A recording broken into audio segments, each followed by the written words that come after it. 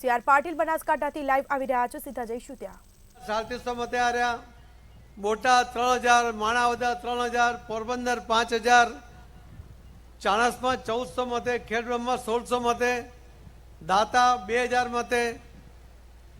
તમે દરેક સીટ જુઓ, વિજાપુર 7000 મતે। આવી થોડા થોડા મત માટે 922 મતે આપણે ગીર સોમનાથ હારી ગયા। તમારી આંકલાઓ 2700 મત માટે હારી ગયા। તમે આ જિગ્નેશ મેવાણીની સીટ ફક્ત 4000 મત માટે હારી ગયા। હવે 20 સીટો કુલ મળીને 3,05,000 મત માટે આપણે હારી ગયા। મારે આપને યાદ કરાવવું છે કે 88 લાખની લીડ કોંગ્રેસ કરતા વધારે હોવા છતાં 3 લાખ માટે જો 26 સીટ હારી જઈએ તો આ બેવકૂફી છે કે નહીં આપણી? બોલો તો ખરા યાર। મેં તમને પહેલા જ કહ્યું કે હું ભાષણ કરવા નથી આવ્યો, તમારી સાથે વાત કરવા આવ્યો છું। જવાબ આપવો પડશે, આપશો ને? આ ગુજરાતમાં સૌથી વધારે કોઈ જિલ્લામાં સૌથી વધારે સીટ હાર્યા તો એ બનાસકાંઠામાં હાર્યા।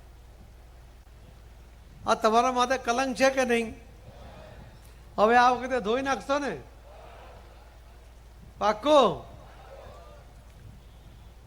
તો કોઈ પણ જાતના વધારે પડતા વિશ્વાસમાં ન રહેતા આપણે કહે છે ને, ગામમાં મહાદેવનું મંદિર હોય, શ્રાવણ મહિનામાં સોમવારે સવારે બધા ગામ લોકો ભેગા થાય ને નક્કી કરે કે આપણે મહાદેવને દૂધ ચડાવવાનું, 1 લોટી દૂધ ચડાવવાનું।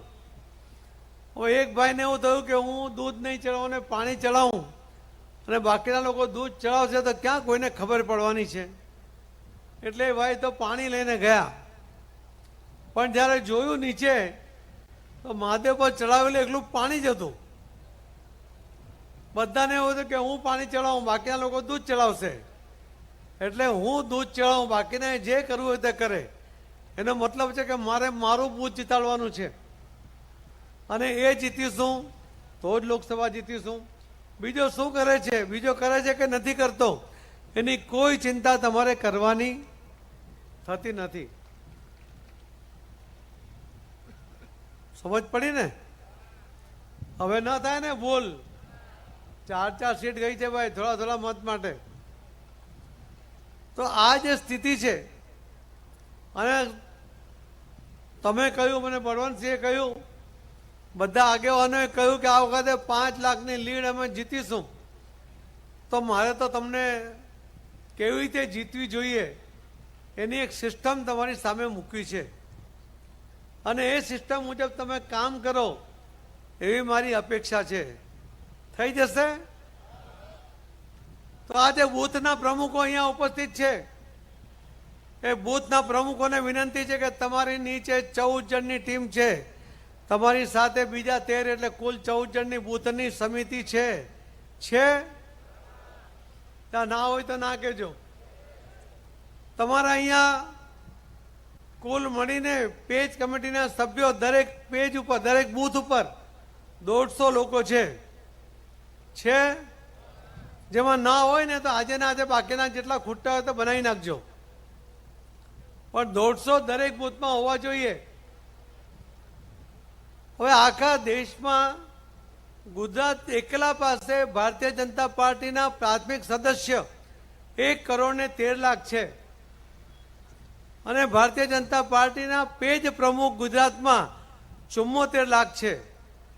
આ બેની વચ્ચેનો તફાવત તમે સમજી લો કે હું મારા ઘરમાં, હું, મારી પત્ની, મારો દીકરો, એની પત્ની, જેટલા લોકો એ બધા જ તમારા પ્રાથમિક સદસ્ય બની શકે એવા 1,13,00,000 છે। અને જે પેજ કમિટીના સભ્ય છે એ એક ઘરમાંથી એક જ લઈ શકાય, ભલે પ્રાથમિક સદસ્ય હોય, પણ એક ઘરમાંથી એક જ વ્યક્તિને લઈ શકાય।